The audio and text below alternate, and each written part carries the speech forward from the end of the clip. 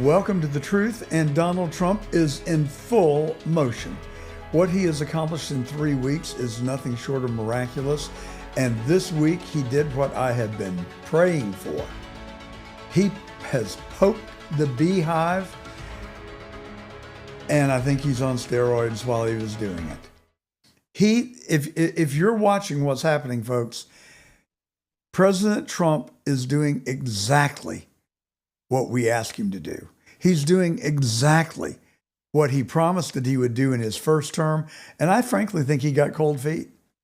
I think the president wanted to be accepted, well-liked, and be a part of the team in Washington. That was, I think, I'm doing some mind reading, but that's what I sort of kind of think he was trying to accomplish, and he didn't want to alienate and really get people mad at him. This time, folks, it's a different ball game. He is going full bore, full tilt, and his determination, I believe, is to dismantle the deep state, and it is long overdue. Now, if you're a frequent listener or you view our live streams, you know that for the last 2 years, I have been saying what? What have I been telling you about the federal government? I have been telling you it is my considered belief, based on evidence that I have seen, that this federal government is rotten to its core. Now, I know when I make a statement like that, I'm indicting every federal worker, past and present, and that's not my intent. I am sure there are some good federal workers. Out of the 2.3 million, I can come up with about maybe, let's say, I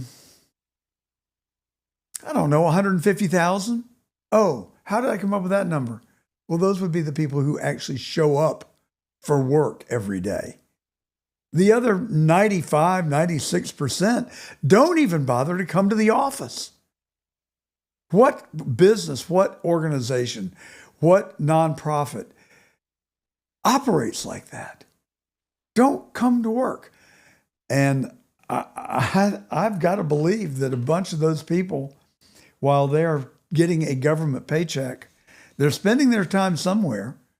Maybe they're watching The View. My suspicion is they're going to someone else's office and they're getting a second paycheck. Now, I don't know that, but just common sense leads me to that belief. Not all of the 96%, not all of the 2,150,000, just a big percentage of them. We don't know, but we're going to find out, because Elon Musk and DOGE are pulling back the onion. They are absolutely pulling back the kimono and allowing us to see in. And the closer we look, the more disgusted we become. The closer we look and the more disgusted we become, the more you find out that I have been right for the last 2 years while I've been telling you that this federal government is what? Rotten to its core. Now, where's the proof of that? Look no further than the USAID, which has now been put on hold. That's right. Everyone who works for that organization, all 10,000 of them, have been told, don't come to work. Yeah, just stay home like the rest of your co-federal employees. But you're not going to come back to work. And by the way, USAID, as we know it, is closed. We are closed for business. Now, USAID does not stand for U.S. aid. Let's be clear. Aid is not a part of the acronym. It is the Agency for International Development. What does that mean? Well, they work in foreign countries, and they work in foreign countries primarily in Central and South America, in Africa, and in the Middle East. That's where they do most of their work. And folks, it is now confirmed that it has been a slush fund for the CIA, a slush fund for the people who work at USAID, who are handing your money out. That's my money and your money, taxpayer money like it was candy. And some of the causes that they've been handing it out to just blow your mind. So what happened when President Trump and Elon Musk? Now, let's be clear. You're going to see in a minute where a congressman says Elon Musk does not have the authority to do this. And you know what? He is right. Elon Musk has no authority except that authority that has been granted to him by the Chief Executive Officer of the United States of America. That would be the Commander-in-Chief. That would be the President of the United States himself. And he has given Elon Musk the authority to look. And that's it. He doesn't have the authority to fire anybody. He doesn't have the authority to close anything down. But what he does have the authority to do is to go in and tell the president what he finds and members of the cabinet. And folks, they are working together hand in hand like a great, well-coordinated, dedicated team. That's what we want. So far, there doesn't seem to be any infighting except that little blip on the radar that I talked to you about with Steve Bannon and Vivek Ramaswamy going after the visa program, the HB1 visas that caused the right wing of the MAGA movement to go crazy. But they're a small number, and I think that was Steve Bannon picking a fight, and he picked the fight with the wrong person. Let's get back on track here. The USAID.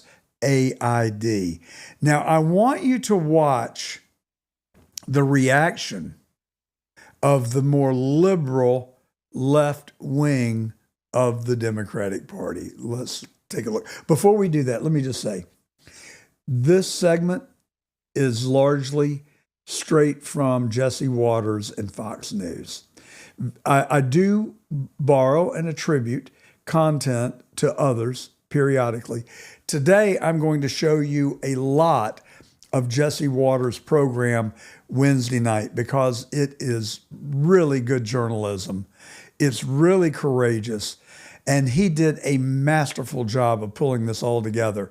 And so with attribution to Jesse Waters and Fox News, we're going to summarize a great deal of what Jesse brought us Wednesday night. So let's roll clip one. Here are the Dems' reactions. Democrats were already losing their minds after Musk froze their foreign aid slush fund. We will not shut up. We will stand up. We will speak up. We will rise up. What's dangerous is that people who work for USAID are wearing masks to protect themselves from Musk. This is a dictatorship in the making. We're not going to have apartheid in America anymore. Elon Musk has not been elected to anything. And who the hell does Musk think he is? He has absolutely no right in shutting down USAID. We cannot allow that. We've got to take to the streets. First and foremost, Elon Musk. Elon's the first government employee Democrats have ever won a fire. And he's not even taking a salary. We're $36 trillion in debt, and a few pennies got doged, and the Democrats are grabbing bullhorns like Bush after 9/11. So you can see that Elon Musk is now the lightning rod. They're all going after Elon Musk, and they're accusing him of doing something that he didn't do. He has no authority to shut down anything. He can hire and fire the people that he wants to that are part of DOGE, and it is clearly a quasi, if not direct, governmental agency now, cloaked with authority. Elon Musk has a top secret clearance, one of the highest top secret clearances you can have. So it's not that he's some sort of a Russian spy or a threat to the United States, quite the contrary. But the Democrats, the liberal Democrats, are just going crazy. And it seems like the reaction is almost over the top, kind of an exaggerated reaction, considering the things that this USAID have been doing. Let's take a look at just what that is.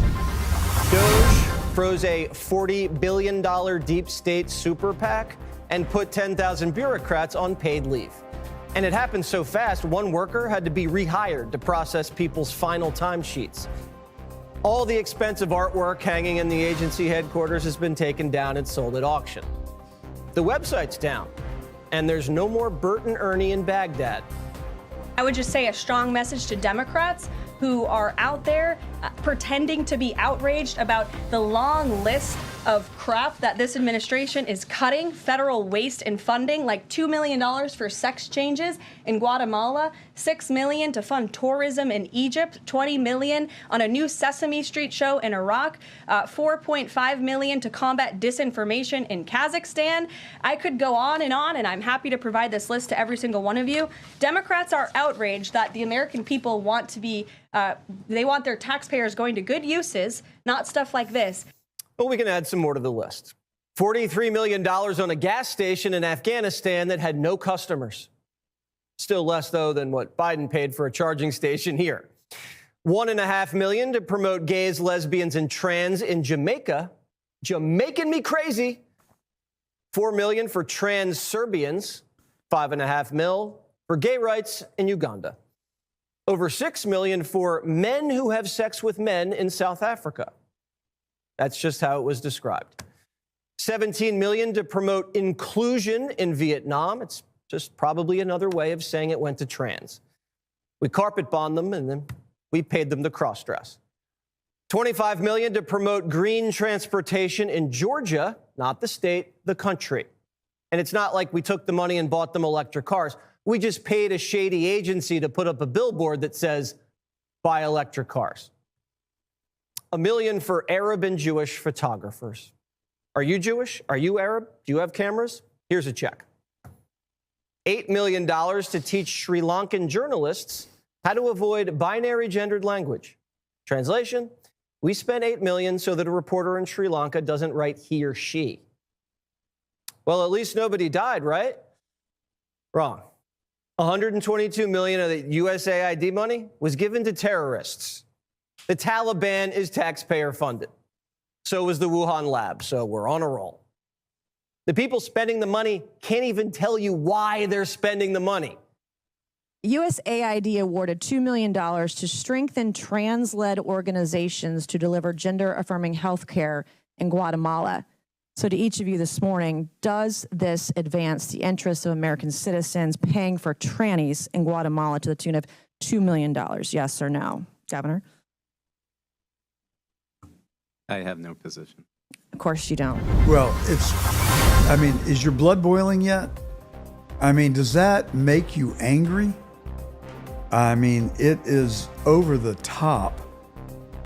Expensive artwork in a government office paid for with taxpayer money. Sesame Street in Kazakhstan. Tourism in Egypt. Funding of the Taliban and Wuhan. Are you feeling that this federal government may be rotten to its core? But then you have to ask yourself, why have the Democrats exhibited such a huge negative and overreaction? Despite the blatant waste and corruption, there's a sinister side to all of the gay, lesbian, and trans money we're funneling into other countries. It's subversive. It undermines their traditional culture, their religions, and their governing authority. It divides these countries, it distracts them, and makes it easier for our government to exploit them. David Axelrod told Democrats who are defending this stuff, you're walking into a trap. Rahm Emanuel says you don't have to fight every fight. Wasteful spending isn't the hill I'm going to die on. But trans operas in Colombia are the hill Democrats have chosen to die on. Are they getting kickbacks? We're about to find out. Democrats warn Trump's unelected shadow government is dismantling their unelected shadow government. That's how the Babylon Bee puts it. Democrats have been sending your tax dollars to the World Economic Forum so they can tell us to eat bugs. The George Soros Prosecutor Fund got $26 million of your money to what? Open jails? USAID brags about overthrowing governments. They bragged about supporting military coups and color revolutions in the Middle East, Asia, and Ukraine. And we just found out the Biden administration was paying the press. During the last 4 years, Politico received $26 million from the federal government. $8 million just last year. The Biden administration was paying a D.C. insider publication that happened to never report anything bad about the Biden administration. Well, what did they pay for besides good press? The government says it was for subscriptions to Politico Pro. Well, what's Politico Pro? It's supposed to give you inside scoops or exclusive reporting about the federal government. It's been around since 2010, but all of a sudden in 2021, the Biden administration starts buying hundreds of Politico Pro subscriptions. And a subscription runs anywhere from $10,000 to $75,000 a year. Those are like top tier country club dues. For $75,000, this exclusive reporting must be pretty good, right? Now, no one ever read in Politico Pro that Biden was brain dead. Now, if I'm going to pay $75 grand for journalism, I want to know whose coke was in the White House. Politico Pro isn't even for people in government. It's for lobbyists. You pay $75 grand a year for the name and email address of a regulator at the FDA. So you can email them, wine them and dine them at Cafe Milano, and then grease the regs for Pfizer or Kraft or whoever your client is. You find out when the farm bill's about to pass so you can send your lobbyists into the back room and write the bill. It's not for people in the government. What do people at the Department of Energy need to pay $75 grand for to find out what's going on in the Department of Energy? Mayorkas needs to know what's going on with the border bill. All he has to do is call Chuck Schumer. The phone call's free. This doesn't make any sense. The whole thing is a racket. This was a bailout. Biden's government didn't need this. It's a payoff product. Because when they started paying at Politico, they tanked the laptop. They covered up Biden's nap times. The USAID chief, Samantha Power, Politico wrote a puff piece about her, called her a celebrity. Have you ever heard of celebrity Samantha Power? Politico didn't get paid to do journalism. They got paid to stop doing journalism. No, I read Politico. I read it every day. I like it. It's got good reporting in there. But I'm not funneling $26 million of taxpayer money over there in exchange for good coverage. I'm sure a few people at the federal government have Wall Street Journal subscriptions for $59 a year, not $75,000. And if you're trying to save a few dollars, share your password and logins with your staff. You don't get them all $75,000 a year subscriptions. Primetime reached out to Politico and we didn't hear back. The White House says the government paying journalists, that's getting doged. So upon coming out here to the briefing room, I was made aware of the funding from USAID to media outlets, including Politico, who I know has a seat in this room. And I can confirm that the more than $8 million taxpayer dollars that have gone to essentially subsidizing subscriptions to Politico on the American taxpayers' dime will no longer be happening. The DOGE team is working on canceling those payments now. How critical is government funding to Politico's bottom line? Not sure. But on the day of the freeze, they couldn't make payroll for a couple hours. It's not just Politico. The New York Times got millions. BBC got money. PolitiFact was funded by the Biden administration. Biden was censoring you and funding independent fact checkers to call you a liar. Kamala took your money and paid Sharpton. Biden took your money, gave it to Politico, gave it to donors to build solar panels. The left somehow looks like one big astroturfed money laundering shell game. Remember, the CIA has a history of planning scoops with journalists. Disseminate propaganda to influence people's minds. And this is a major function of the CIA. You have contact with a journalist, you will give him true stories, you'll get information from him, you'll also give him false stories. You also work on their human vulnerabilities to recruit them in a classic sense, to make them your agent so that you can control what they do. 400 journalists cooperating with the CIA, including some of the biggest names in the business, to consciously introduce the stories into the press. Journalists were on CIA payrolls. Do you have any people being paid by the CIA who are contributing to a major circulation American journal? We do have people who submit pieces to American journals. So if intelligence agencies, which is kind of what the USAID is financing the American media, that's state-run media. And if Kamala would have won the election, the money would have kept flowing. Politico must have known that. They wrote puff pieces about how fantastic she was. I wonder if that was connected. Don't bite the hand that feeds you. Trump got elected and caught him. We're only in week 3. Who else is getting paid? So there you have it, folks. This is what's happening. Step 1, create DOGE. Step 2, start looking under the rug, in the corners. Step 3, expose the absurd spending. I just cannot believe this, that our own government with taxpayer-funded money would be spending the money that they just recited in this excellent piece that Fox put together. Giving money to Georgia, that's the country of Georgia. And Belarus, that's a country, both of which used to be part of the Soviet Union. And some of the spending that they were funding is just plain wrong. I mean, immoral, immorally wrong. And it's our money.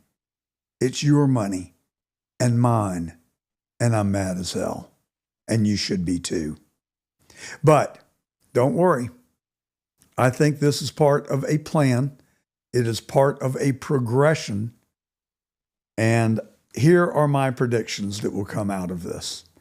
Number 1, we have not even begun to hear the end of this.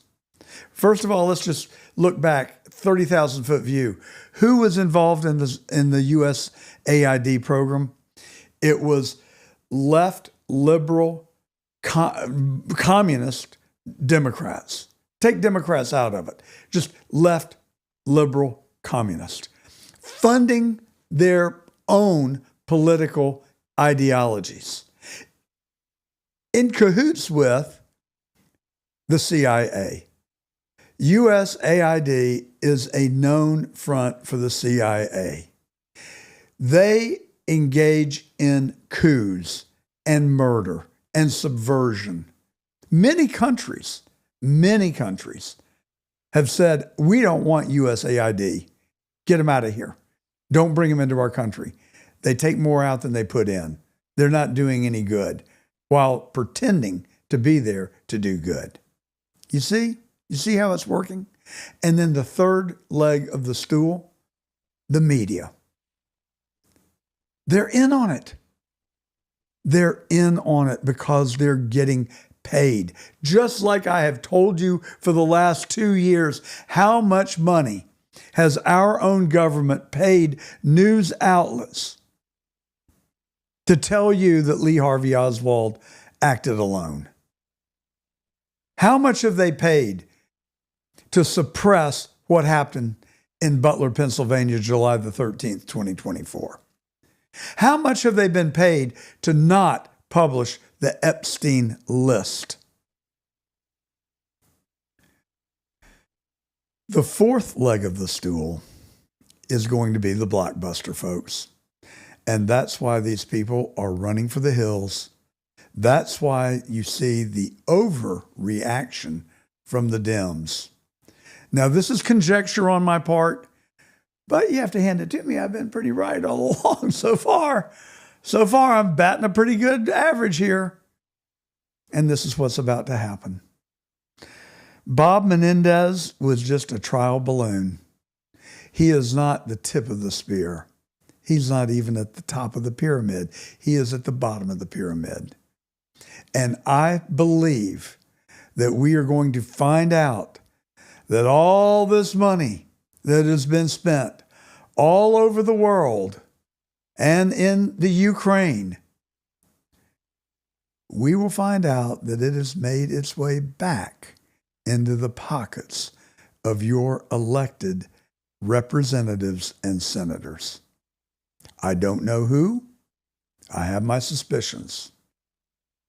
But all I know is that people who want to defend funding Sesame Street in Kazakhstan and defend spending money to enable men to have sex with men in Africa, and who want to defend trans education, are on the wrong side.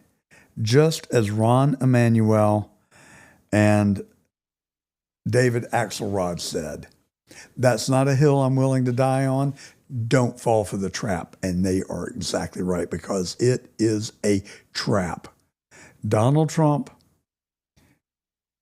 Elon Musk, Kash Patel, Pam Bondi, Kristi Noem, and these other group of warriors that President Trump has assembled are working in concert together on behalf of the American people. And they are doing exactly what 77 million people said they wanted them to do, and that is to dismantle the deep state. And they did not go to the tail of the deep state. They went to the head of the deep state, the head of the snake, and they have cut it off. And the Democrats are telling you, oh, Trump, the dictator, Musk, who has no authority, is closing government agencies. Well, the fact of the matter is, yes, you could look at it that way. They have put USAID on pause. They've shuttered the building. They've locked the doors. But they haven't shut it down. They've moved it to the Pentagon under the purview of our new Secretary of State. So, one by one, the State Department, did I say the State Department or did I say the Department of Defense? I meant the State Department. Marco Rubio, Secretary of State. It will be a department within the State Department. And they will assess all the aid, just like President Trump said that he would do in the campaign, line item by line item. If it's legitimate, then they'll continue it. If it is illegitimate and outside the laws of the United States and the Constitution of the United States and the budget that your elected representatives have passed, they're going to exit out. And those are probably some of the ones where the money is coming right back into the pockets of many of our elected officials and unelected officials. I don't know how deep and wide the graph goes, but every tentacle of my being, every instinct I have is telling me that this is corruption on the most grand scale, because you can't defend it. You cannot defend the spending that they were doing. The illegitimate, immoral, wrong spending. There has to be a subversive reason to do it. Now, one of the reasons might be that legitimately our government wants to destabilize the government of a foreign country. And we know what happens when you introduce these notions into our political narrative. When you start legitimizing trans values, when you start legitimizing men and women's sports, when you legitimize spending money in foreign aid that has nothing to do with what our foreign aid should be about, like Sesame Street in Kazakhstan. So we'll see how it plays out. I think that we have got a lot more drama to watch that's going to unfold. I really do think that their indictments will be, well, I think investigations will start to occur. Follow the money, Elon. find out where did the money go. I suspect they are way ahead of us. I suspect they are already bird dogging where that money went, and they're going to tell us. They're going to tell us, and we're going to find out just how bad permanent Washington and the deep state really is. And we need to know. There needs to be a cleansing in America. I will say it until the job is done.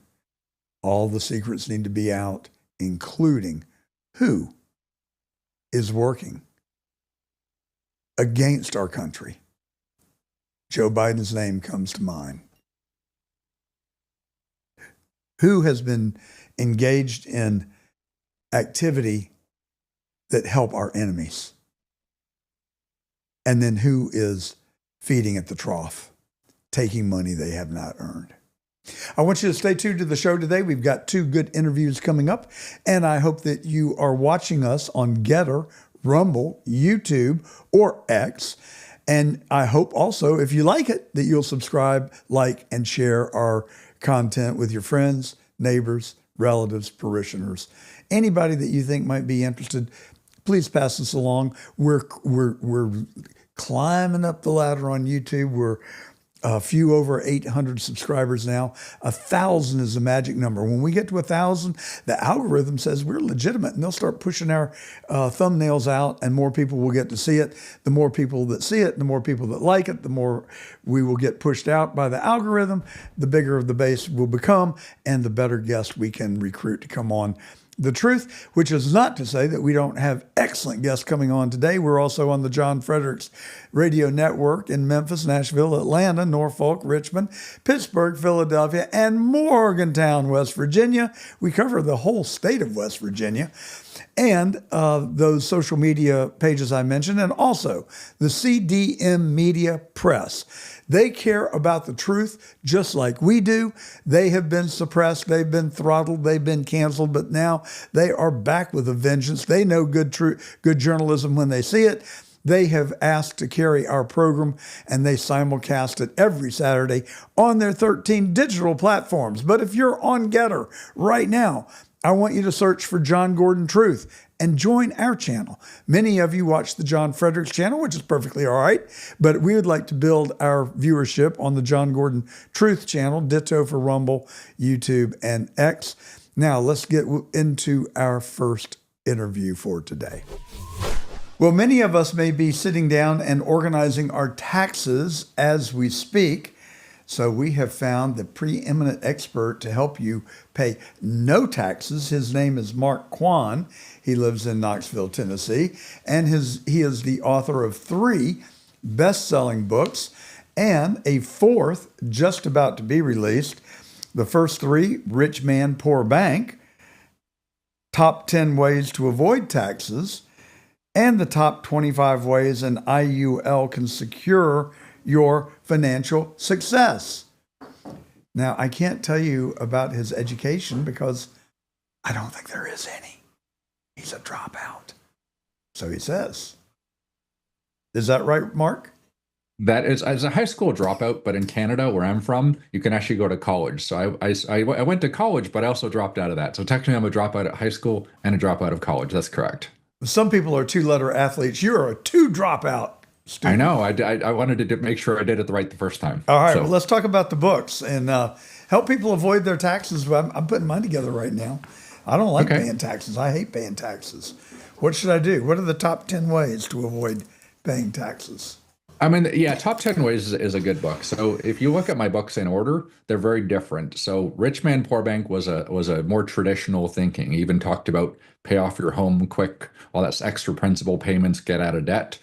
The next book was Top 10 Ways, like simple things like you can buy a home, live in it for 2 years, and then sell it and pay no taxes. You can do that every 2 years and make up to $250,000 or $500,000 there. And you can use that strategy. I've used it 3 times in my life and made hundreds of $1,000s and paid no taxes. But is there a provision in the tax code that allows that? Yeah, totally. Anybody can do it. Yeah, for sure. Just move into a house, live in there for 2 years, sell it, no taxes up to $250,000, and you can do it every 2 years. And what is that called? It's just I call it the 250, 500K homeowner exemption. So it's a federal tax code. And you used to actually do crazy things. You used to be able to buy a property and then get a rental property, and you could live in this one for 2 years, and then you could even rent it for 3 years and sell it. And then you could move into the other one. As long as you lived in for 2 of the 5 years, you could sell both properties and pay no taxes. Wow. So there's people that understand this, and they changed the tax code, so you can't really do that anymore, but you can still make it. So I just met with one of my clients yesterday. He's had his house for over 5 years. It doubled in value. He's going to make 500 grand. He's going to sell it and pay no taxes on $500,000, state and federal tax free. So what's the limit now to take advantage of that provision? A single person is 250. If you're married, it's 500,000, and you can do it every 2 years. So it's kind of interesting. But you have to live there for 2 years. 2 of the 5 years. That's the law. So you could live in it for 2 years and rent it for 3, or you could live in it for 3 and rent it for 2. You can any order as long as it's 2 of the last 5 years. You're basically identifying it as investment property. Is that the? No, you have to live in, as long as you live there 2 of the 5 years, you can sell the property and not pay any taxes on it. Okay. Well, now you said you couldn't do that anymore. So what part of it can you not do? No, you can't game the system. You couldn't buy 6 rental properties and then live in one and then rent the 5 and then move into the next one for 2 years. Yeah, they prorate it now with the tax code changes. So yeah, you can still do that. You can still live in a property for 2 years and sell it, but you couldn't game the system. You couldn't just have 10 rental properties and then jump from one, live in live in those 2 years and then sell it and pay no taxes. So it still applies, and you can make a ton of money and not pay taxes, but you'd have to move every couple of years. Okay. So what other nuggets would we find in Rich Man Poor Bank? Rich Man Poor Bank is just about the system. It explains the banking system and how it works, how inflation works. Government prints money. You have to realize that money is not the money in your bank account. There is no money in your bank account. It's just 0 ones in a computer, right? When they print money at the Federal Reserve, it causes inflation. But most of the money is just 0 ones in a computer, okay? It's just created in a computer, okay? You go to shopping at Costco, swipe for a TV, you buy a $2,000 TV. Well, that's new money in existence. You swipe the credit card, $2,000 gets created into a computer. Government collects all their taxes, corporations make money, you pay it off, they just delete the entry. You buy a home, they add an entry in a computer, foreclose on the home, they just delete the entry. Most of the money is just 0 ones in a computer.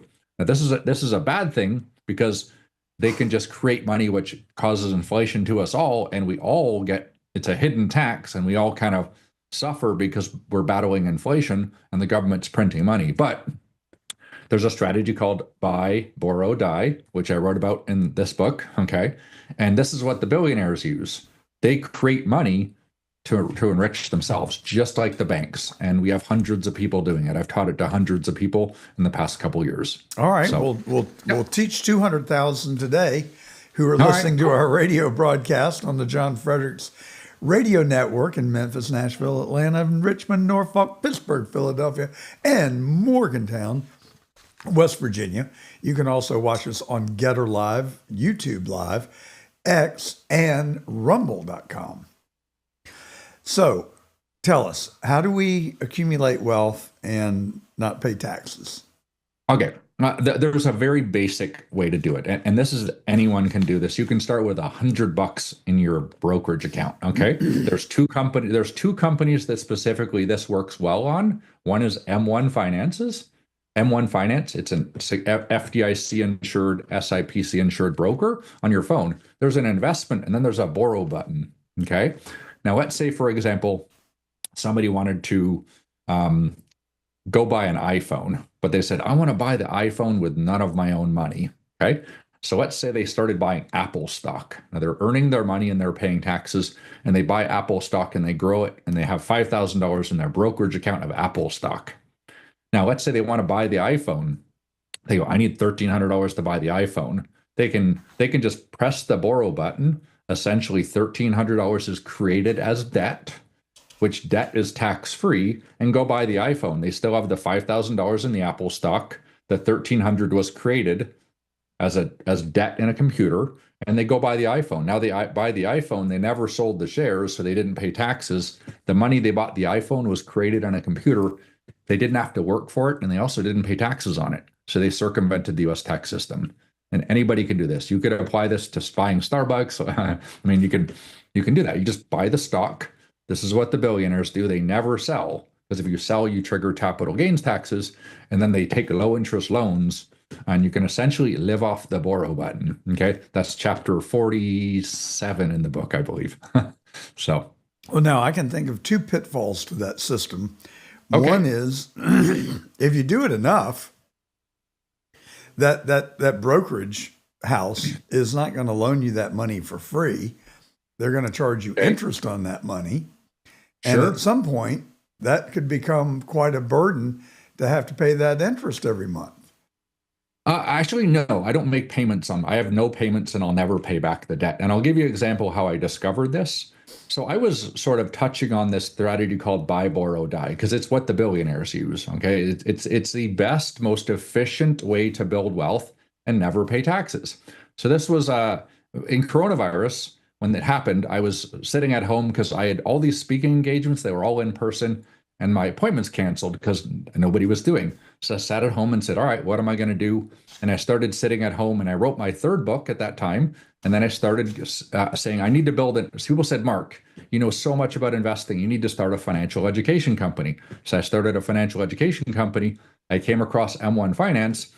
And at that time, M1 was lending money at 2% interest. So you could take a margin loan at 2% interest with no credit check, no application.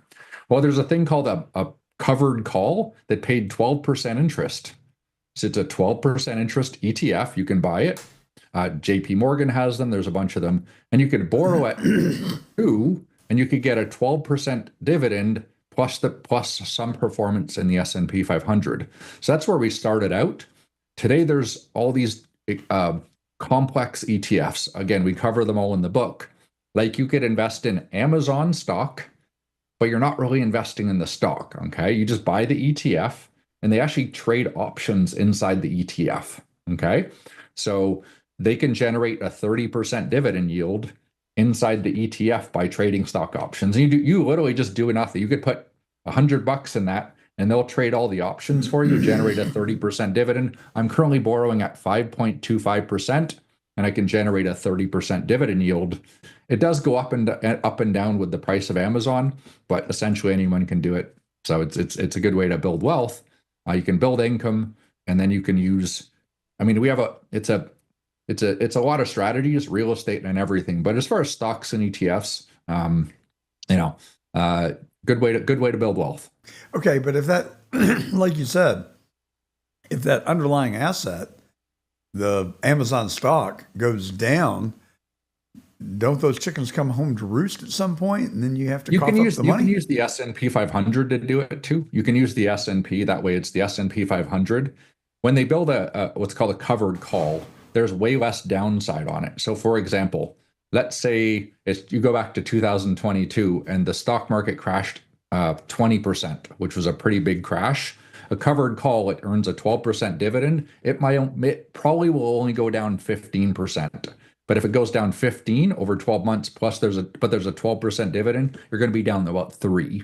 So there's very specific ETFs. They're complex ETFs. They've only existed for about 3, 4, 5 years. They're just complex ETFs. So if you had $50 million and you went to a big bank and said, build me a bunch of covered calls and synthetic covered call ETFs, they could build them, but you'd have to have 50 million. Now you don't need to. You can just buy an ETF, put $50 in it. So you could have Amazon, you could have Nvidia, you could have whatever. You could line up diversified stocks, or you can do it as an index fund, but you don't have to do the work. It's just an ETF and it's done for you. Okay, so what define the risk for us? I got the upside. You're going to get a 30% return on your money, I guess. Yeah. Well, you get a 30% dividend. The stock's still going to go up and down based on the price of Amazon in this scenario. The what is going to go up and down? The value of that ETF. The value, right? the value of the price is still going to go up based on you have the risk of Amazon in that scenario. Or if you put it in an index, you would have the risk of the S&P 500. Well, at some point, are you not at risk of having to cough up the money if the asset declines to below a certain level? No, and anybody can go to my YouTube channel. They can actually see all the positions that I own in my account. I paid $297 in interest last month, and I got $4,800 in dividends last month. So it's fully available on YouTube. You can go there and look at all the positions. Yeah, so every time I pay $300, I get $4,800 in dividends per month. Amazing. I've got to go. I know it sounds too good to be true. I got to look at that. I had to write the book on it. Humanics books, they didn't say, let's write this thing. You don't know what you're doing. They contacted me and said, Mark, can you write a book about this, that proving that ordinary Americans can do it? So we got attorneys and CPAs. It sounds too good to be true, but 5 years down the road, the thing is, the rich actually do this. It's second nature for them. The rich teach their kids, set up a brokerage account, buy, never sell, and then just live off the borrow button. You would never pay taxes. I mean, it's simple system. The inherent in that strategy is that you've got to have enough income to cover the interest on the debt that you're accumulating. Correct. And that's handled with covered calls and synthetic covered calls. Yeah. So it's like with covered calls and what was the second thing? Covered calls and synthetic covered calls, right? So yeah, there's new ETFs that didn't exist. Again, this system was impossible 5 years ago. Everything they were doing today, it was impossible. The ETFs didn't exist. There was no company with a borrow button where you could borrow at 5% interest with no application, no credit check. It doesn't report to my credit score, and there's no payments on the loans, no required payments on the loans. So if you could you buy a house with this? Absolutely. If you have to have enough assets, right? Absolutely. Yeah. You want to invest in assets. These are things they're stocks, ETFs, quality stocks, whether index based or stock based. Life insurance is good because it can't lose money.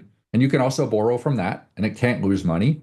Real estate is huge. I have a rule in real estate, have one to live in and one to rent, because if you rent it, there's all these tax codes that come out that they come to play if you rent a real estate. I mean, that's covered in the books, but we can jump to real estate. Cryptocurrency, I think Bitcoin is very important personally. Okay. Some people have different opinions on that. According to Fidelity study, Bitcoin will be $1 million by 2030. That's according to a big Fidelity study. So I happen to agree with that number. And then also gold and precious metals. You could borrow from an account, buy gold and precious metals, and then you could borrow from the gold and precious metals and go buy stocks. The rich people even do this with artwork. They'll take a loan, buy artwork, and then they'll take a loan secured by the artwork. So they're super rich, have been doing this. It is exactly how the billionaires do it, and anyone can do it. I've got people who just started out with $100 and they're doing it. And it's a pretty amazing system. It changed my life personally. And I've been in the financial industry for 20 years. I was the guy training financial advisors. I was the investment advisor. I was the guy talking on stage to hundreds of financial advisors. I didn't believe in the system anymore. So 2018, I pulled back from this. I resigned as a financial advisor and decided I wanted to get into teaching real estate strategies and tax avoidance. And that's how I ended up here today. Okay, so thank goodness Kamala Harris didn't get elected, because that would have put a death nail in your strategy, I do believe. Since she wanted to tax the gains that people had rather than when you sell it. She wanted to tax the assets at the then current paper value, even if you have not sold it, right? So that would have been a problem. Devastating to the economy. It would be devastating to the economy. You couldn't really tax all the assets of people that made money. It would actually cause the whole world economy to kind of implode. So Kamala Harris would have been a very bad thing for the United States. Well, it would have been. They couldn't really have done it, though. It would have been a really bad thing for people that buy, borrow, and die. If they didn't die, maybe they would want to die once her tax policy was put in place. But that was her whole thesis, that she was going to tax people based on their wealth rather than their income or their gains. So under your strategy, you buy assets, you do it with borrowed money. When is the party going to come to an end? At some point, you're going to have to pay taxes, are you not? No, you'll never pay taxes. There's a step up in basis when you die. So you actually never pay taxes. You invest, you pay taxes on the money when you earned it. That's it. Once you invest it, you borrow, there's no tax liability there. And Okay, well, if I buy real estate, if I buy a share of stock for $100 and it becomes $1,000, when I die, inheritance taxes are going to be levied against that $1,000 once you use up the unified credit, correct? No, it's a step up in basis. You can transfer, what is it, 28 million? No, absolutely. Well, There's no taxes 11 at all. million per person. Yeah, so it's 20, yeah. So yeah, no, it's a step up in basis. There's no taxes on it. As long as you never sell, you grow your wealth without taxes, you borrow, you never pay taxes on that money. When you die, it's all transferred to your family with no taxes. Amazing. Step up in basis. It happens with stocks, ETFs, life insurance, real estate, cryptocurrency, and gold and precious metals. Step up in basis on all of them. The worst thing to this strategy is a tax-deferred retirement account. It blows up the whole strategy. Like you literally, the rich don't use tax-deferred retirement plans. They're actually, in my opinion, horrible investments. Tell us. So it's the only investment that you don't want it to grow because the government gets to take their unfair share on the back end. So is there a hedge against that? If you have a individual retirement account, and when you take money out, is there any way you can avoid or a strategy not to have to pay taxes on that gain? You have to do strategic conversions from IRAs into Roth is what you do, okay? Or if you're 60, you can just liquidate the IRA. Now, there's some advanced tax codes in real estate, okay? This is because of the Trump 2017 Tax Cuts and Jobs Act. Now, anybody can do this, okay? It's all in the book. Okay, so if you rent real estate, let's say you have a one to live in and one to rent. That's my rule, one to live in and one to rent, right? So you have your one to live in, you could live in that one. It grows, you could sell it, make $500,000 in tax-free, right? Now, let's say you have the rental property. When you rent the property, you can depreciate the real estate. There you go.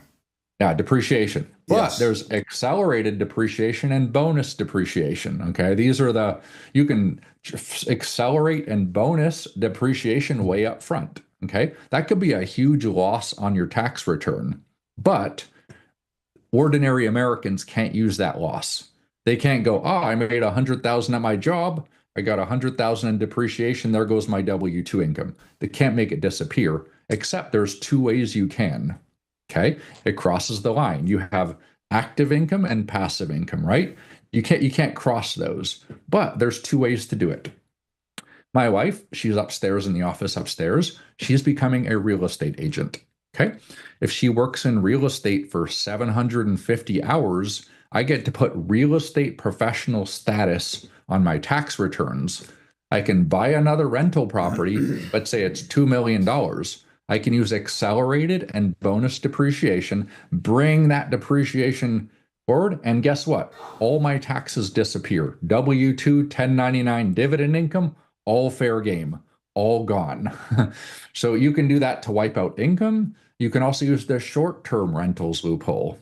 Okay, this is where, hey, I don't have time to work in real estate, but I'm going to do short-term rentals for 100 hours this year. So you run an Airbnb on your property, you put in 100 hours called material participation. It opens up the same loophole where you can accelerate or bring forward that depreciation, and it can wipe out your W-2, 1099 dividend income. All sources of income can just disappear with a phantom expense called depreciation. So now this also works when converting IRAs. We do strategic Roth IRA conversions for our clients. So they have a big $1 million 401k and they say, wow, if they grow it really fast, it just becomes a tax problem. 401ks are not only are they taxable at regular income tax rates, they can trigger the taxation on your Social Security. So your Social Security is supposed to be tax-free, but a distribution out of your 401k is not only taxable, it triggers the taxes on your Social Security benefit. It's double taxation on the back.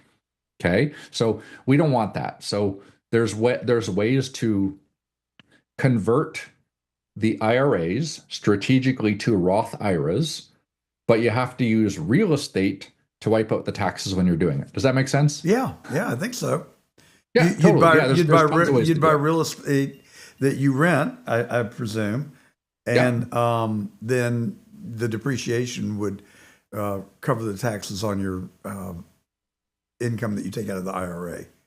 Yeah, again, you have to be very strategic at this. One, you have to have either real estate professional status or short-term rentals loophole. Okay, and a good CPA obviously puts us on your tax returns. And two, you have to have a real estate with enough depreciation to wipe out that tax liability. Gotcha. But this is how the rich pay no taxes, and anybody can do this. Like I said, you could have one to live and one to rent. You could rent that one, use that to wipe out your taxes. You could live in that one for 2 years. You could sell that, make, I don't know, $300,000, $400,000, $500,000, never pay taxes on that. Put that into your buy, borrow, die strategy, stocks. You could borrow from that to buy real estate. You can do once you understand the pieces, you just put the pieces in place, and it's all IRS approved. They're not questionable with the IRS. These are all IRS tax codes. So it's not that hard to not pay taxes. You can even live in California. I used to live in California. I'm like, I'm getting out of here. Went to Tennessee, and I'm much happier here. But yeah, you could even live in a high tax state and still pay no taxes because they're all federal tax codes. Phenomenal. So do you have any last minute strategies for people doing their 2024 taxes that they could take advantage of? Not real. Are they accredited investors? Yes. That's the thing. So non-accredited, there's not really. Let me give you one thing to leave with. Okay. People go work super hard and they want to donate money to their church or charity. Okay. But they donate their money. Okay. Don't donate your money. Invest, take a margin loan and donate to your church. What just happened? All the money that's invested for the future is still compounding and growing. Yeah. The loan is money that didn't exist. It creates a tax deduction on money that didn't exist, which the government has to give you money back now. Because you just created a tax credit situation. Now, you get your money back, put it in your investment account. The church or charity got the money. You got a tax deduction and the government gave you more money back, which you got to invest. And the money which gone to the church is still sitting in your investment account. You just built your future, avoid taxes, got a tax refund, and your church has got all the money that it needed. So we're actually applying this strategy called the perfect portfolio. We're actually going to apply it to churches, charities, even a church or charity should use that strategy to build the money in the church or charity. And then you apply that same strategy to the church or charity. The church or charity, they build these portfolios in there, and then the church or charity live off the borrow button. They build a money machine, just like Harvard, Yale, whatever. Anybody can use this type of strategy. We're not only going to implement it in Middle America, we want to implement it in churches and charities across the country. So we want to go big with this, right? Help. Our goal is my company is going to help 1 million people become new millionaires. I'll put my reputation on it. I've proven it works, and we're going to take this on a big scale. And somebody's like, okay, I don't think it's going to work, but $100 in a brokerage account. All the stuff is on my YouTube channel too. So where do we find your YouTube channel? What do we look for? The Perfect Portfolio on YouTube. Just go there. There's a new video. It's called How Ordinary Americans Can Pay No Taxes. You can watch the video, and then you can try it out. Don't like it? Go back to funding that retirement account. I can tell you that tax-deferred retirement accounts, they weren't designed to help Americans. They were designed, because I know I used to be the guy implementing them. They're actually designed not really to help you retire. They're designed to turn your family into a multi-generational income stream for Wall Street investors. That's the purpose of a 401k. It doesn't really help you retire, and it's triple taxes on the back end because it triggers the taxation on your Social Security, which, thank you to Donald Trump, by the way, for doing one thing. It was illegal to tax your Social Security. If they don't tax Social Security, that's just undoing what should have never happened in the first place. You know what I mean? I can show people how to avoid taxes on Social Security, but it never should have been taxed in the first place. It was illegal what they did back in the day. So I'm happy to see no taxes on tips. I'm happy to see no taxes on Social Security. That was a big injustice to the American people. Well, isn't there going to be some sort of an exclusion if you earn above a certain amount? There shouldn't be. Social Security was supposed to be tax-free to all Americans. Yeah, I mean, So it's then my they said- money. It's not really the government's money. I No. paid that money into my Social Security Correct. account, right? Yeah, here's how Social Security works. It was a tax in the first place, and they kept jacking it up. Well, it's huge, right? So as a business owner, we got to pay it twice. So it's a theft essentially. It's another form of taxation to take your money but justify. So it's a tax, and then it's fully taxed at regular income tax on the back rate. So it's the highest form of taxes. And then the Social Security was sitting over here, which is supposed to be untaxed, but the distribution here triggers the taxes. So it's your Social Security was tax-free. It's now taxable. And then the taxes on the top, it's triple taxation. And it should have been illegal. They shouldn't be taxing Social Security. It never should have happened. And in my opinion, it's just theft. So, but I think most of the things are theft come from taxes. But anyways, I mean, fortunately, we're seeing some improvement, and finally, that what was done to the American people, taxing their Social Security, that needs to be undone for good. I tell you, Mark Quann, not bad for a college dropout. My head is spinning. You've given me so much to think about. I'm going to go get the book, Pay Zero Taxes, Buy, Borrow, and Die. When's it going to be out? It's going to be out in about 1 month today. So there it is again. Be Smart, Pay Zero Taxes. It's not even out yet. It's actually a #1 seller for personal tax books, and it hasn't even been released yet. So it's gonna do very well. And we find it on Amazon, or to go to your website? Find it on Amazon. Yeah, Amazon. Just Be Smart, Pay Zero Taxes on Amazon. And you know what? And the thing is, I stand by whatever I do. Let's say somebody buys my book, and the strategy, you don't think the strategy, I give them permission to go to my Instagram, tell me they don't like the strategy, and I'll cash app their money to them. I'll send it back, 100% refund. I don't want your money unless I can help you. A refund on the price of the book, not on the I would lose loss money on that I that incur by following the strategy. 100%. Somebody we doesn't miss a spend little gotcha somewhere. What's that? I said if we had a little gotcha somewhere and we lost all our money, you're not going to refund that, right? No, I'm not going to refund that. Otherwise, you and I are in business today. Yeah. No, I'm just saying the book I sell. I've always put a money back guarantee on my teasing you, books. Mark. That's really good, and I appreciate it so much. I think our listeners surely do as well. There are 4 books: Rich Man, Poor Bank, Top 10 Ways to Avoid Taxes, Top 25 Ways, and IUL can secure your financial success and pay zero taxes. Coming to a bookstore soon near you, or just go on Amazon and get it today. Well, buy it today, get it in about a month, and you can go on YouTube and find Mark at The Perfect Portfolio. I'm going to do all the above, and that's the truth. Thank you so much, Mark Quann. Hey, pleasure to have you. Thanks for having me. It was a joy talking to you, and we'll go help create a million new millionaires, and you can. My reputation and name is on the hook for that. It is my pleasure to now welcome back to The Truth, J.C., who has been on our program before, J.C. Sheppard. He founded Wimkin, the website enabling free speech. Much more important back in 2020 than it is today, but still nevertheless very relevant. But JC, welcome back to The Truth. And you've had a rough go of it, have you not? Oh yeah, thanks so much for having me again, John. But yeah, we were met 4 months into our existence. We were shut down by the app stores. When we actually beat the app stores, it took about 8 months and obviously a lot of legal fees to go ahead and beat those individuals. But we then got met with basically cancellation by every single person in every bank we use. Anybody under the sun, obviously, tried to cancel us and shut us down, demonetized completely. And then after we ended up saying we don't care about that and still keeping and pushing, then the House Select Committee comes in and tries to shut us down on blaming us for January 6th. So, it was fun, let me tell you. But I wouldn't change it for the world. I was just watching the Democrats this morning. They have not evidently gotten the memo. The American people are on to them. We don't care about the narratives. We don't care about what they say about Trump. Call me what is it? A misogynist? Misogynist, sexist, racist, homophobe, isolationist. I mean, I've run out of ist. We just simply don't care anymore. We only are interested in one thing, And that is the truth. That's what we want. Exactly. And that's what we're learning. And, I've been saying on the show for 3 years that the federal government of this country is rotten to its core.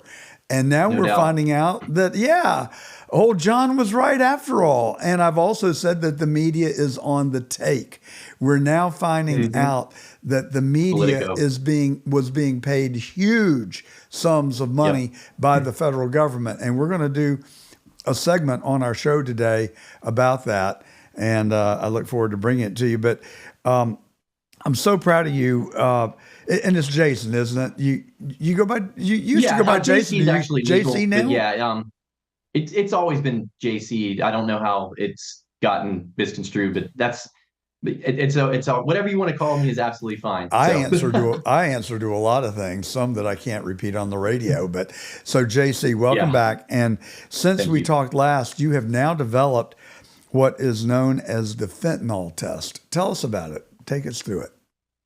Yeah, absolutely. So my background is in healthcare IT.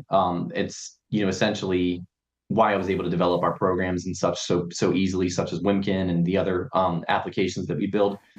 But it essentially what I was doing in healthcare IT was basically setting up our CRM, going to doctors' offices, emergency rooms, and setting this up and showing people how to use it. There's HIPAA involved. There's strict security involved in that, obviously. But when you're HIPAA certified, like we were obviously to be doing this and seeing people's records, I started noticing that almost every single young person being admitted or passing away in the hospital was due to fentanyl. So we wanted to see if we can address that somehow because nobody else was doing it in the country. And what we've learned with our research was every other test that was being used out there really wasn't being used. I mean, police officers don't want to use it because it requires you to dilute the entire substance. That means, you want to test a substance for fentanyl, you have to, whatever you're using, cocaine, methamphetamine, heroin, you have to literally submerge that in water and then use a test strip in that water. So what drug user is going to destroy their substance, dry it out and say, okay, now let's use it?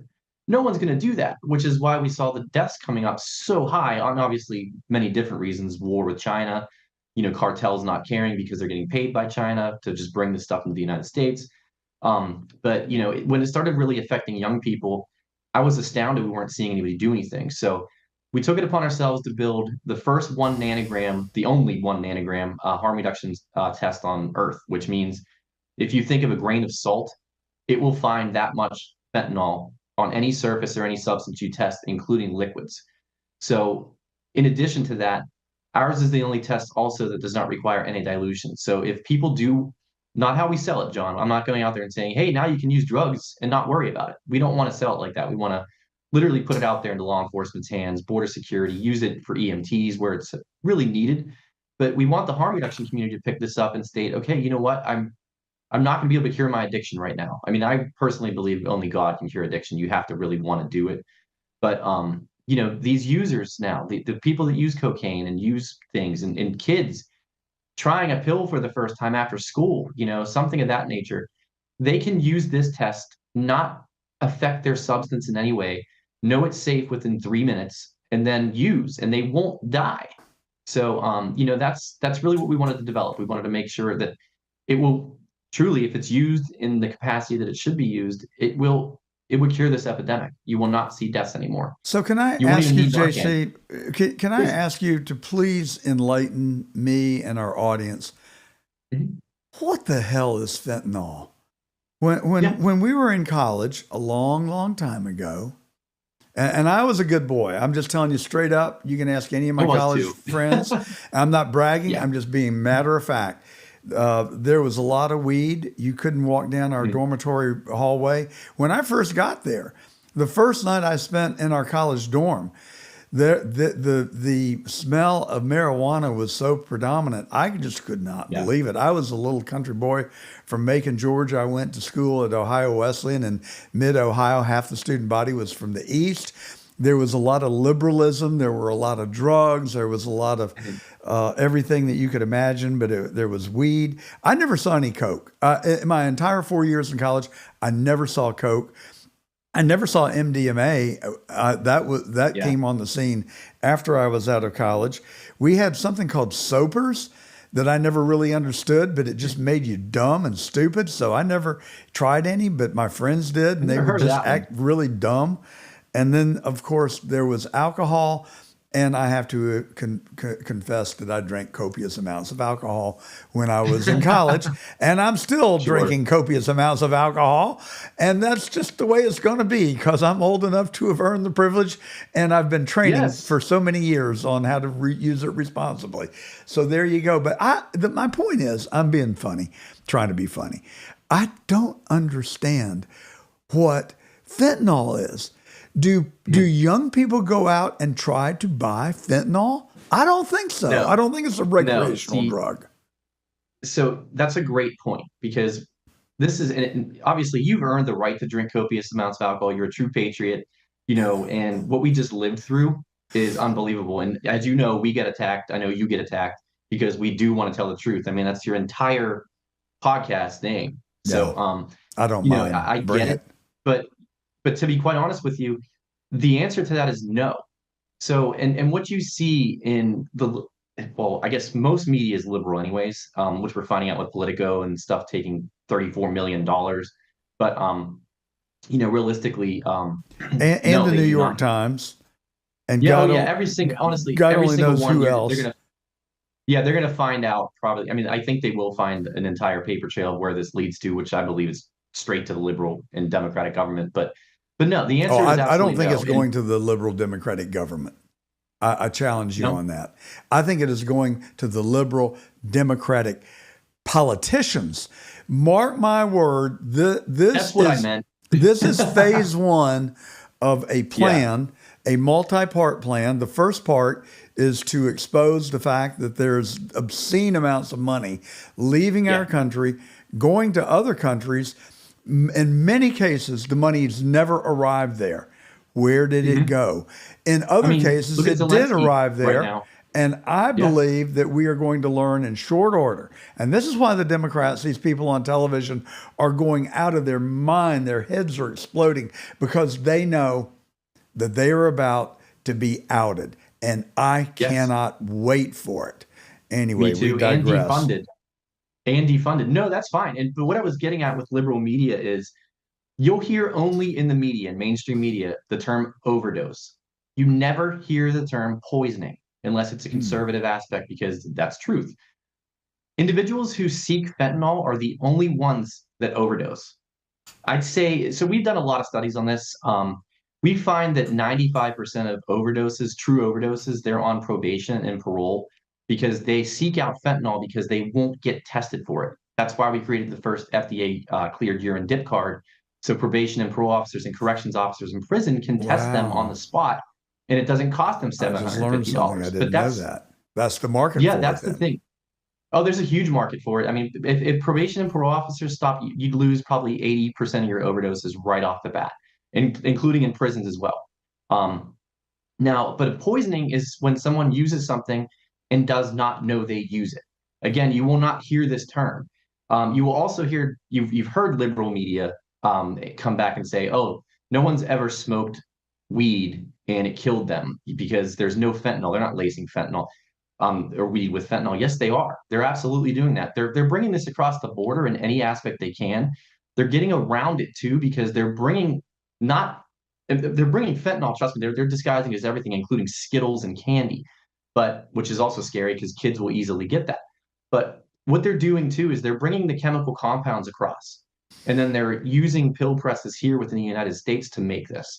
So there's a lot of avenues around, what's actually happening, and you can see how this war is happening because the chemical compounds specifically come from China through the cartels into the United States. Okay, where it's made.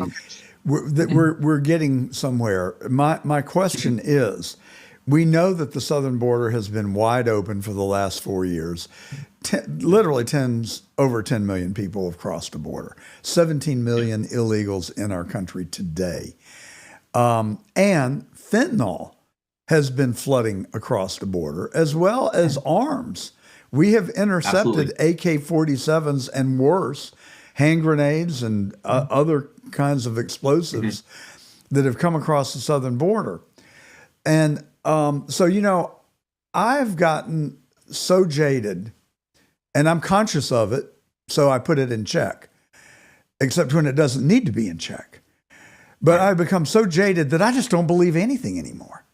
I question everything we are told. So when we are told that the open borders is a license for the Democrats to acquire new voters, I just no longer believe it. I don't think that's the motivation, because there is no rationalization for fentanyl to come across the border. There is no rationalization for arms coming across the border. Is that to help the Democrats get more political power? I don't think so. But hang on, what does it do? It gives our enemies an opportunity to kill Americans and destroy our country. Exactly. And that's what I think is going on. I think that Joe Biden, when they talk about his senility, I think it's a red herring. I don't think that's the issue. I do too. I think the issue is his corruption. And I believe he is doing the work of our enemies and is intentionally working to having destroyed America. And that's why I say impeachment and prosecution is not enough. He needs to be tried for treason. Let us have all the facts. I bet you that's where it will lead. What do you think? No, I agree 100%. I hope we actually get to see that. I don't think we will, but I really do hope it happens. But no, you hit that on the head. I mean, I think some of it, if I think that there's an added benefit of the illegals voting and such, I do believe that's there. But I think it's secondary to what you just stated, which is China wants to take over every single thing about the United States. Thank you very much. What's the easiest way to do that? The easiest way to do that is to kill us. 130,000 people a year on fentanyl. And that's a low number, by the way. No joke, because this is decimating the homeless population. And when that happens, and I don't want to be macabre here, but you have to, it costs taxpayer money, probably upwards of $11,000 for coroners and first responders to come and clean a body. When you're in the homeless population, none of them are getting autopsies. So to me, you're at 200,000 to 300,000 people a year being killed by China, getting these across the border through the cartel. The cartel doesn't care. I know a lot of people say, why would a drug dealer want to kill their people? The cartel doesn't care. They're getting paid by China to get it in here. They're done at that point. They're not out there on the street peddling dime bags of heroin, or pills laced with this. They don't care. The dealers will take the risk to actually make these and pill press them and put them together. By the way, 7 out of 10 illegal pills in the street, this is per Derek Maltz, by the way, 7 out of 10 contain illicit fentanyl. And going back to your original question, John, was what is it? So fentanyl in a medical setting is excellent. It's for end of life pain. It's for massive burns, massive trauma. It's the best painkiller you could possibly utilize for a person that is in a very, very, very painful situation. Again, end of life, cancer. But that's controlled usually by patches. I don't know if you've ever seen them, but they'll put that on your skin. I have not. I know what a patch is, but I haven't. I've had no exposure. Yeah, they have lollipops. The way to administer it is they have to do it in a very traditional way, because specifically they have to regulate specifically the amount, because too much can kill you. But illicit fentanyl, they don't regulate anything. These pills, they have no idea what they're putting in, not how much they can use. And illicit fentanyl is 100 times stronger than morphine and 50 times stronger than heroin. And you know how many people have actually overdosed on legitimate heroin before fentanyl was put into it? I have been to more funerals for 30-somethings who have overdosed on heroin than I have gone to funerals for my own peers. And it is an epidemic. It is alarming. It is so horrendously sad that I cannot tell you the grief that it has brought. Oh, yeah. No, and so it's terrible. So I think everything that you said is 100% true about China. We've had on Robert Spalding, who wrote Stealth War. We've had on Peter Schweitzer, who wrote Red Handed and Blood Money. And all those books are talking about the evilness of China that China has inflicted on our country. So when you look at gender dysphoria and them pushing this on Americans, and thank God President Trump just this week said no more men in women's sports. Yep. I mean, I'm surprised that we're even sitting here talking about this. It is so flagrantly absurd. I agree. And no more. Well, we haven't issued an order yet, but no more teaching. What do they call it? Race in schools. Critical race theory, CRT. Thank you. Critical race theory. That's what I was trying to remember.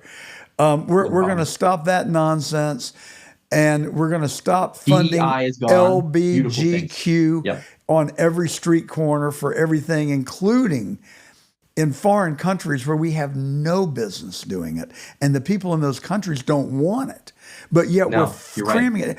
So I look at all this and I'm saying, what is going on? And I think you hit the nail on the head, JC. Well, I think it links straight back to China. It's creating turmoil in our country, divisiveness, and I think it's exactly what they want. Well, see, there's a lot of incredible things too, and I'm learning as I go along because, we were in talks with Tom Homan before he was nominated. And then when he got nominated, he brought me Derek Maltz, who was actually on my last roundtable for an hour and a half. And then Derek Maltz gets nominated and takes the position. So the people we were talking to are the people that know everything that we just talked about. I mean, they know it, believe it. I mean, Maltz is 30-year plus DEA. Tom Homan is probably the best border expert that I've ever seen. They know these things. They know our tests. They know what we want to do with them. But there's so much more to this. I mean, when we're losing 22 adolescents a week now, the fentanyl, and what you brought up about China and such, China and everything you've seen with this DEI and the CRT and the transgender, and they're trying to weaken us, and they did it through the Biden administration. I've never seen our country so weak. But back to the fentanyl aspect here, what they're going to have a rude awakening is with, right now, it's a sad situation. When a person is murdered by illicit fentanyl, knowing they're not using it, poisoned, it's taking up to 2 months, even in border states like Texas, the biggest border state, to get toxicology results back. Now we have sheriffs and DAs, and we have, medical examiners, coroners. They are utilizing our tests. They're injecting the victim's bladder, extracting the urine out of there, using our test cups right there on the scene, going back with a warrant and saying, we got to go get this person, because they're losing them. Once they see someone has died from their product, they jet out of the country. It's that simple for them. Not anymore. We have so much happening here with this. The prosecutions, John, I think you probably know this and understand this pretty well. Everything in the United States, every single jurisdiction is done by the weight of the substance. Until our tests, the undercover officers had no way to test anything without ruining it. They lost that weight. They don't have the ability to put that in there. They'd have to seriously take such a copious amount of this, huge amount, put it in a bag of water, then test it, and then go back and say, well, we lost 50 grams of this. So we have a whole solution for everything here. And I definitely really believe and agree with you that China is behind absolutely all of this. I mean, well, and Biden and Mayorkas allowed it to occur.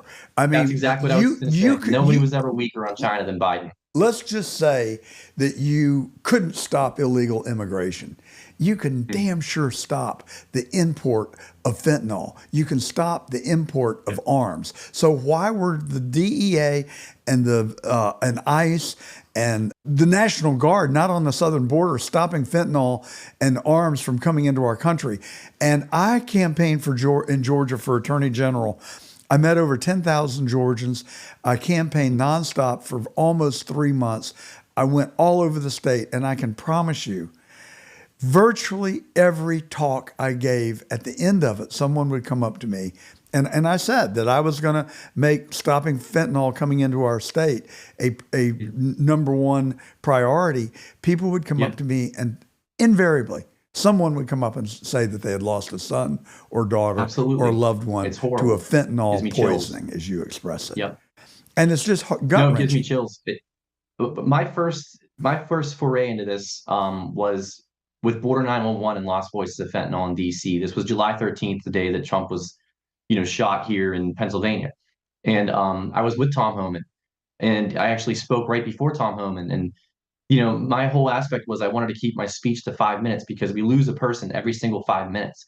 But what I wasn't ready for, John, was billboards of kids around their neck that they lost. There's families there that lost more than one, more than two kids. I mean, and they ask us, where were you 6 months ago? Where were you 3 years ago? Where were your tests? Unfortunately, I mean, that hits me hard. Like I'm getting chills right now because you can't be ready for that. It's almost impossible to take. And that was my first experience getting out with, a real awareness group like Lost Voices of Fentanyl, which, they have a 36,000 member Facebook group, and it's all people who lost their kids. So, and unfortunately it grows every day. So sad. And we're trying to make that not happen. It's just heartbreaking when you think about it, and you think that and you consider the fact that it could be avoidable.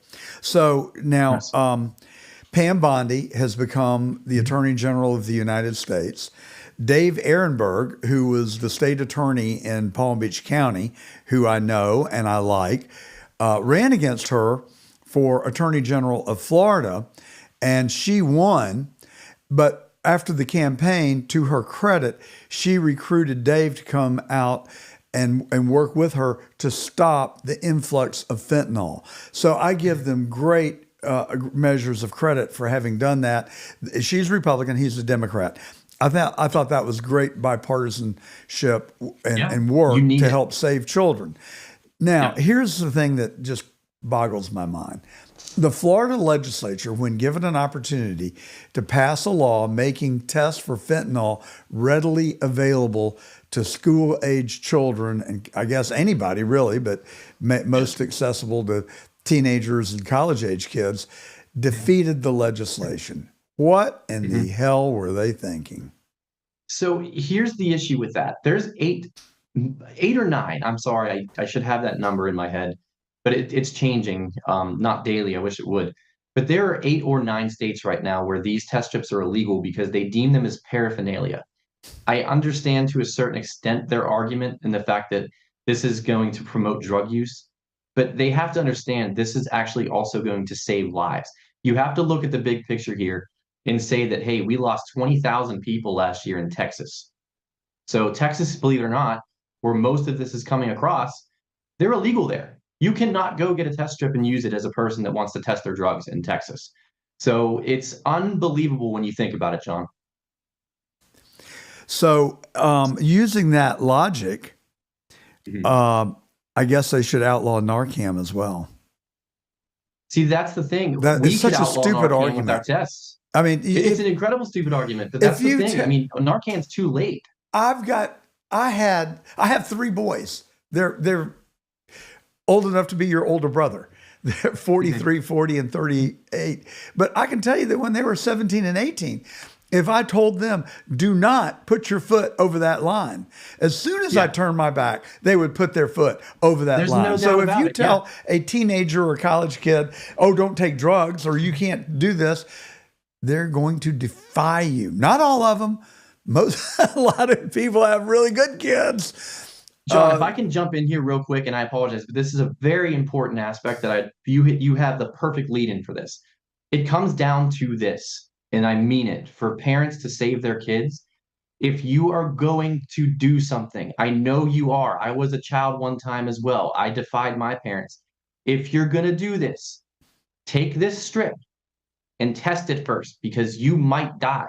You probably right now have a 25% chance of dying from trying something even for the first time, especially pills when they're 7 out of 10 are laced. It comes down to parents talking to their kids and saying, look, I know that you're going to do something, but kids on their first time making their first mistake, kids are dying because they're splitting a pill for the first time, 13, 14 years old. I mean, that's who I talk to on a daily basis. 4 guys, I think it was in Tampa or just north of Tampa, went to a bachelor party. One of them went out and bought cocaine, brought it back. They all wanted to do the coke. They brought it back. They snorted what they believed to be cocaine. It was laced with fentanyl. 2 or 3 of the 4 died. The 4th is being charged with manslaughter, which I think is manifestly unfair. I get it. I know we've got to have consequences, but either of the 4 could have gone out and procured the coke. So I think that's where, if he was a drug dealer, then I'd feel differently about it. But anyway, the fact of the matter is they innocently thought that they were doing cocaine. They got fentanyl. 2 or 3 of the 4 died. There was a couple a year ago in Fort Lauderdale. I can't remember where they were from, but they came to South Florida for a nice break and a vacation, a long weekend. They were younger. They were in their 30s, and they decided that they wanted to get some ecstasy, otherwise known as MDMA. And they went out, they procured it, they brought it back, they did the ecstasy. It was laced with fentanyl. Both of them died. These are tragedies that could be avoided. Your point is absolutely right. When my wife and I were raising our now adult children, our rule was, we know you're going to make bad decisions. We know you're going to make bad decisions because we were teenagers at one time. We made bad decisions, but you have a safety net. If you make a bad decision and you get into a position where you don't want to get into a car with someone who has been drinking or taking drugs, all you have to do is slip away, call us. We'll meet you down the street. We'll come to the street corner, wherever you need, or we'll send an Uber to pick you up. Whatever the safety net is you need, we are here for you. Please don't do it. We're not condoning it, but if you do, we are here for you. And it's the same thing. That's what you're saying. And your test is the safety net. It really is. And one thing I do want to add too, and this is something, it kind of goes back to the illegality aspect, because you're basically telling people how to be safe, which I still can't wrap my head around. You don't want people to die. But when a parent's talking to their child too, inevitably, I mean, these pills are being sold on Snapchat daily. I mean, it's insane how, Snapchat's being used because of the discreetness of that app. But when parents talk to their kids, they need to tell them there's something called the chocolate chip cookie effect. This is how strong that pills are. If you're talking about a tiny little thing that's supposed to be a Xanax or an oxycodone, that pill can kill 3 people. Good Lord. You need, because it's there and you want to test everything, you got to crush that pill up and then you got to take it another way, put it in a cup, do something with it, but you got to test every aspect of that pill, because again, 7 out of 10, one of those 3 kids is probably going to get some type of fentanyl in their system and die. So where can people get the kit? And how do you recommend that parents handle this? Do they get the kit and make it available for the kid? That seems a little creepy to me. I don't know. I'm conflicted on it, but it's not as creepy as losing 22 adolescents a week. That's the thing we have to really put. 100%. It's the number one cause of death of people 18 to 49 in our country, according to your media sheet here. No, it's the saddest situation. But I mean, realistically, we sell these to the general public on thefentanyltest.com. You can get the harm reduction, you can get the urine testing, you can get the harm 6s, which actually have the 1 nanogram test that will actually test 6 different substances. Oxycodone, which has its own metabolite. Methamphetamine, it'll test for 6 different drugs, including fentanyl. We have a different variety of tests for a different variety of reasons, but I think it's definitely a time where parents need to say, hey, listen, if you ever get into a situation where you're feeling even peer pressure to try something, take this out, use it, test it. Really that simple. You're not saying to them that, hey, we know you're going to do this, because you don't want to put it in that realm. Maybe you put it that we know your friends are going to do this. Help save their life. I mean, there's a way that you could deliver the message. Humans make mistakes. We all did. I did, specifically. So I think that's a great way to do it. But what we're doing now, because I mentioned Tom Homan, I mentioned Derek Maltz. These individuals I've spoken to personally. Now, the greatest aspect of me going to the inauguration and the inaugural ball was I got to have a sit down the morning after with Robert Kennedy Jr. Wow. I had to clear security. I had to clear everything you could possibly think of. We went into a private closed restaurant with nobody in there but 2 wait staff and 2 of his security. And what we talked about was how to stop this fentanyl crisis. I brought tests for him. I showed him what we had. And that was his first priority. I mean, you can't make America healthy again without stopping the #1 cause of death of 18 to 49-year-olds. And now the fastest growing death of children under the age of 15. So he knows this, and he put it at the forefront, and he wants to write every single governor for us saying, I want you to use these tests. The ones you have right now are faulty. People aren't using them. No one's going to destroy their drugs. I mean, he's an openly recovered addict for almost 30 years. He knows this. JC, Father Time has caught up with us. Tell us where we can find you. And thank you so much for a wealth of information. And I do want to give you a minute if we've omitted anything that you wanted to tell us that we haven't had a chance to talk about, please. No, you're fine. I think it was great speaking to you. You literally helped me convey my points, because not only did we get to the root of the all evil here, in my opinion, but we actually got to talk about how parents can really help, because awareness is where this is. It really gets stamped out. So people can get the test at thefentanyltest.com. Did I say that right? You did, yeah. And where can they follow you? Where can we keep up with you, JC Sheppard? Obviously, Wimkin. I have about 100,000 followers on Wimkin. X, I can't get any control over whatsoever. I don't know why. Even though Roseanne Barr is one of our partners, Laura Logan's one of our partners. They tweet about me all the time. I can't even get a follower there. It's probably because I own Wimkin, John. But and then Facebook, we have about 250,000 people on our Wimkin page. So you can find me there. And I think the truth is on your Wimkin page. I hope we're still there. I know we signed up after our last talk. Thank you so much, JC, for coming on, and thank you for what you're doing. Keep up the good work. Keep fighting. We have got to get this country back on the moral high ground so we can justify leading the world. Right now, we're no better than the third-rate country, but it is changing in a hurry. The golden age is upon us. Let it in, embrace it, and celebrate it, and keep these crazy-ass Democrats that want to talk about Trump being a dictator and all these things horrible things that he's doing in check, because that's where the real evil is right now. They don't want it to change because they're on the take. They're getting rich off of it, and we need to stop them dead in their track. Before you leave, you have any insight on who tried to take him out in Butler, Pennsylvania?